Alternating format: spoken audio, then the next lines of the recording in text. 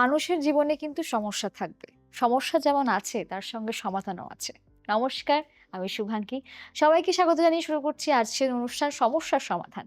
যেমন বলছিলাম যে সমস্ত সমস্যার সমাধান করতে যিনি আজকে স্টুডিওতে আমাদের সঙ্গে আছে, তার ব্যাপারে যতই বলবো ততই কম। আমাদের সকলের প্রিয় অ্যাস্ট্রোলজার জয়দেব শাস্ত্রীজি, আপনাকে স্টুডিওতে অনেক অনেক স্বাগত। নমস্কার, আমি জয়দেব শাস্ত্রী।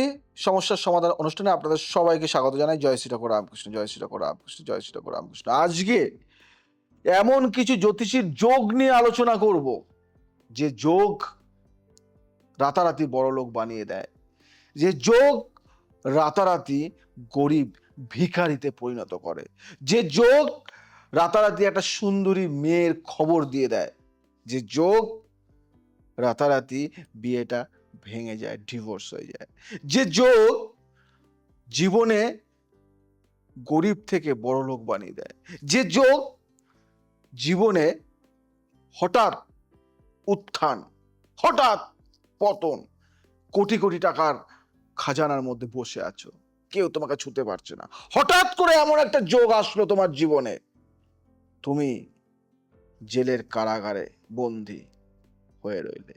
সেই যোগ নিয়ে আজকে আলোচনা করবো, যে যোগ আগে কেউ কখনো শোনেনি।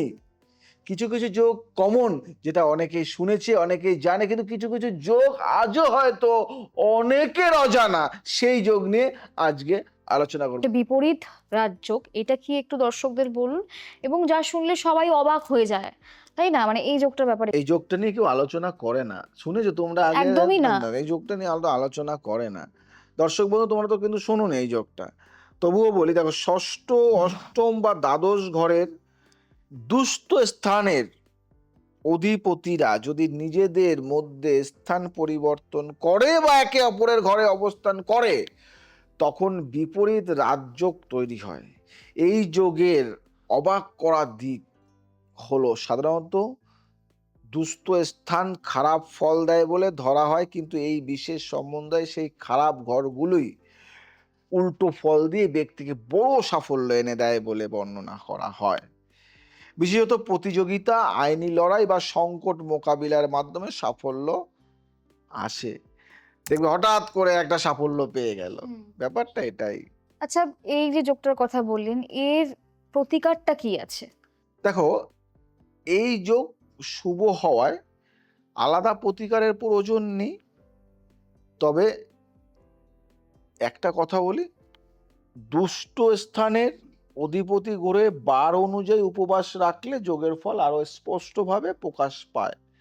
এটা আমি অনেককে করতে বলেছি, অনেকে করে অনেক ফল পেয়েছে। এবার একটি বিশেষ যোগ নিয়ে আলোচনা করব, যেটা খুব কম লোক শুনেছে বা আলোচনা করেছে।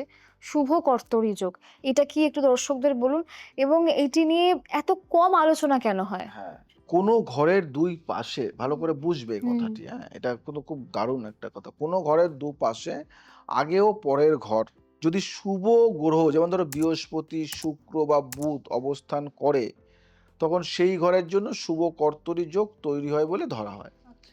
যেন সেই ঘরটি দুই পাশ থেকে শুভ গ্রহ দ্বারা সুরক্ষিত থাকে। এবার লগ্নে এই যোগ থাকলে ব্যক্তির স্বাস্থ্য ও ব্যক্তিত্ব সুরক্ষিত থাকে বলে বর্ণনা করা হয়। আর এই যোগ নিয়ে কম আলোচনা হয়, কারণ এটি বিশ্লেষণ করতে তিনটি সংলগ্ন ঘর একসাথে দেখতে হয়, যা অনেক জ্যোতিষী এড়িয়ে যান। ব্যাপারটা এটাই। বেশ। শাস্ত্রীজি, তাহলে এর যে প্রতিকারটা সেটাও একবার দর্শক বন্ধুদের আচ্ছা, বলে এর দিন। প্রতিকার হলো, এই যোগ শুভ হওয়ায় প্রতিকারের তেমন প্রয়োজন নেই। আচ্ছা। তবে গ্রহগুলির প্রতি কৃতজ্ঞতা স্বরূপ নিয়মিত পূজা অর্চনা করলে যোগ আরো দৃঢ় হয় বলে আমি বিশ্বাস করি। আচ্ছা, এবার জানবো ভিক্ষুক যোগ। এইটা কি, এবং কেন এই নাম শুনে মানুষ চমকে হ্যাঁ, ওঠে? হ্যাঁ। দেখো, এটার কারণ হলো, লগ্নের যদি দুর্বল হয় বা দুর্বল হয়ে ষষ্ঠ, অষ্টম বা দ্বাদশ ঘরে অবস্থান করে, এবং সেই সাথে দ্বিতীয় ঘরও, মানে অর্থের ঘর আমরা জানি, পাপগ্রহ দ্বারা প্রভাবিত থাকলে, তখন একে ভিক্ষুক যোগ বলা হয়। নামটি ভয়ঙ্কর শোনালেও আধুনিক জ্যোতিষীরা ব্যাখ্যা করেন যে এই যোগের প্রকৃতি অর্থ আক্ষরিক দারিদ্র্য নয়, বরং জীবনে বারবার আর্থিক অনিশ্চয়তার মুখোমুখি হওয়া এবং নিজের চেষ্টায় বারবার নতুন করে শুরু করার প্রবণতা। মজার বিষয় হলো, ইতিহাসে এমন অনেক উদাহরণ পাওয়া যায় যেখানে এই যোগ থাকা মানুষ পরবর্তীতে কঠোর পরিশ্রমে বিশাল সম্পদের মালিক হয়েছেন বলে দাবি করা হয়।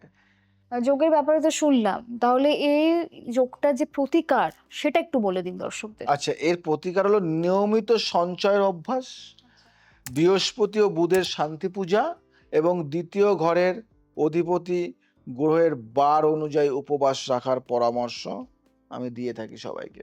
এবার যাব ভ্রষ্ট যোগ, সেটা কি এবং যা সম্পর্কের ক্ষেত্রে মানে চমকপ্রদ ইঙ্গিত দেয় সেটা একটু বলুন। দেখো, এই যোগটা অনেকেই আলোচনা করে না, কারণ শুক্র যদি অষ্টম ঘরে দুর্বল অবস্থায় থাকে এবং একই সাথে রাহুর দৃষ্টিতে থাকে, তখন ভ্রষ্ট যোগ তৈরি হয় বলে ধরা হয়।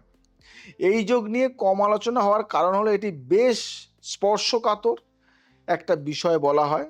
এই যোগ থাকা মানুষ প্রচলিত সামাজিক নিয়মের বাইরে গিয়ে সম্পর্ক গড়ার প্রবণতা রাখেন এবং তাদের আকর্ষণ ক্ষমতা প্রবল হয় বলে বর্ণনা করা হয়। তবে এই যোগের ব্যাখ্যা নিয়ে জ্যোতিষীদের মধ্যে যথেষ্ট মতভেদ কিন্তু থাকে এটা। বেশ, তাহলে এই প্রতিকারটা আমাদের শুনতেই হচ্ছে এই যোগের, প্লিজ একটু বলুন।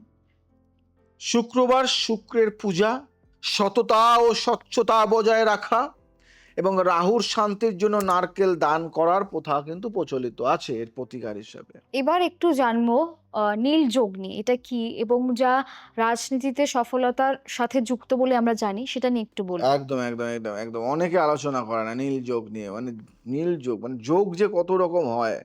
দেখো, দশমেশ মানে আমরা জানি দশমেশ মানে কর্মস্থানের অধিপতি। যদি শনির সাথে যুক্ত হয়ে দশম ঘরে অবস্থান করে, তখন নীল যোগ তৈরি হয় বলে কিছু জ্যোতিষ দাবি করেন কিন্তু। এই যোগকে জনসেবা, রাজনীতি বা প্রশাসনিক ক্ষমতার সাথে যুক্ত করা হয়। বলা হয় এই যোগ থাকা মানুষ ধীরে ধীরে কিন্তু স্থায়ীভাবে ক্ষমতার অবস্থানে পৌঁছান।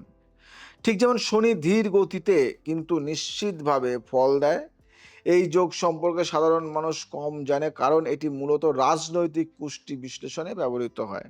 যেহেতু আমি অনেক রাজনীতিবিদের কুষ্টি দেখি বা অনেক রাজনীতিবিদের কুষ্টি তৈরি করি বা রাজনীতি আর কাজটা একটু বেশি করে করি, তার জন্য এই যোগগুলি আমার মানে সবসময় কাজ করতে হয় এই যোগ নিয়ে।